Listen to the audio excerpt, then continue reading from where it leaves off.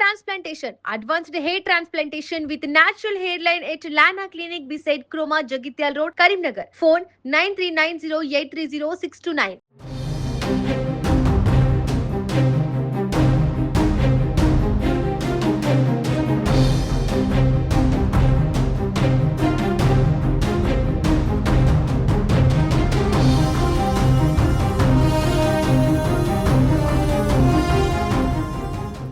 దేశవ్యాప్తంగా అన్ని నిత్యావసర సరుకులు ధరలు పెరుగుతున్న నేపథ్యంలో సిపిఐ ఆందోళన చేపట్టింది కరీంనగర్ కలెక్టర్ ఎదుట.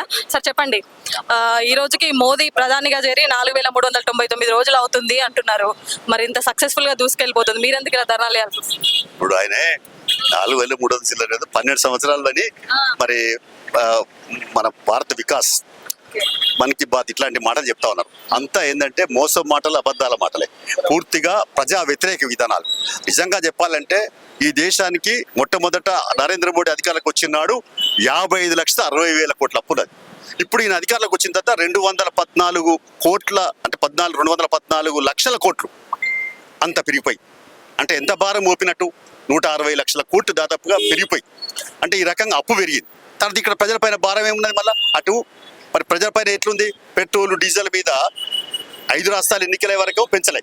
5 రాష్ట్రాల ఎన్నికలు అయిన తెల్లారి మర్నాడు నుంచేలే 3 విడతలుగా 4 విడతలుగా పెంచి ఇప్పుడు పెట్రోల్ ధరలు, డీజిల్ ధరలు, సిలిండర్ ధరలు అన్ని పెంచేసి పెనుభారం అవుతున్నట్టు పరిస్థితి ఉంది.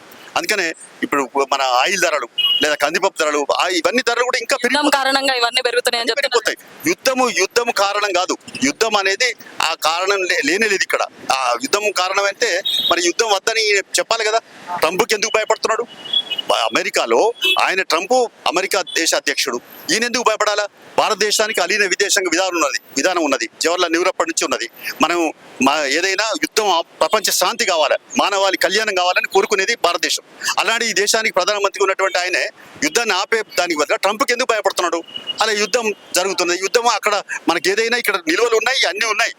మీరు ట్యాక్సీలు తగ్గిస్తే ప్రజలకు తక్కువనే ఉంటాయి. కాబట్టి ట్యాక్సీలు ఎక్కువేసే ఈ భారం అవుతుందని చెప్పి సిపిఐ డిమాండ్ చేస్తుంది. వెంటనే ధర తగ్గించాలా, లేకపోతే మాత్రం ఆందోళన మరింత ఉధృతం చేద్దామని హెచ్చరిక చేస్తుంది. Thank you.